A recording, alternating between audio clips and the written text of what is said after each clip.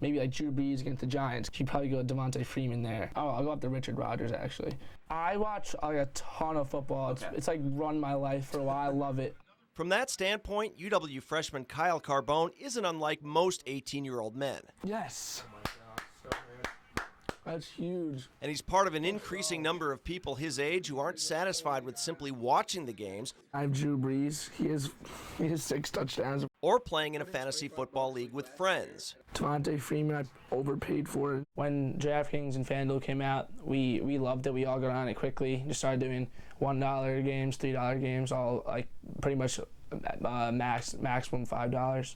Turning a game you love into a lifetime of cash. Those two companies now spend more money on television advertising than any others, made possible by a revenue stream for the daily fantasy industry that will approach $3 billion this year. Try FanDuel today. Few businesses have benefited more from the daily fantasy boom than one right here in Madison, RotoWire. Yahoo Optimizer is all good to go. We've been growing at a very good clip, 25, 35% the last couple of years. You know all of those player updates and injury status reports you get from your fantasy football websites? They're all provided by RotoWire. If you play daily fantasy, you need information more than ever. You need who's in tonight's lineup, who's hurt, who are the projections. CEO Peter Schenke is also the chair of the Fantasy Sports Trade Association. Obviously, Daily's got a lot of buzz. They raised a lot of capital. They've done a lot of advertising, and that's had a meaningful impact on our business and the industry as a whole. You like football. You like winning. But just as all of the money and excitement of daily fantasy sports continues to grow, so does the concern that it will lead some into darkness. It's exciting. It's the get-rich-quick thing. So I think the younger population really needs to be careful because they're at risk to begin with. Rose Gruber is the executive director of the Wisconsin Council on Gambling, which is making a point this year to get that message out.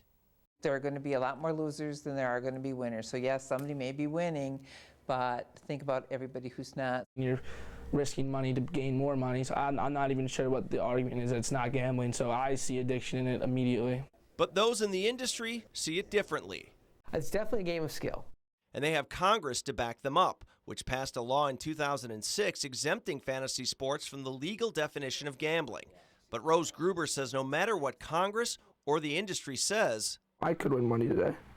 This is just as dangerous as online poker or playing the lottery. We know that the earlier people start gambling, the more likely they are to become addicted to other things as well, alcohol and drugs. It's kind of a snowball effect. I think all the companies that work, in this space are very mindful of that. So I think they have, some best practices, and we're going to work to put in some more to try and spot that behavior and make sure that no one's, doing something detrimental to themselves by playing.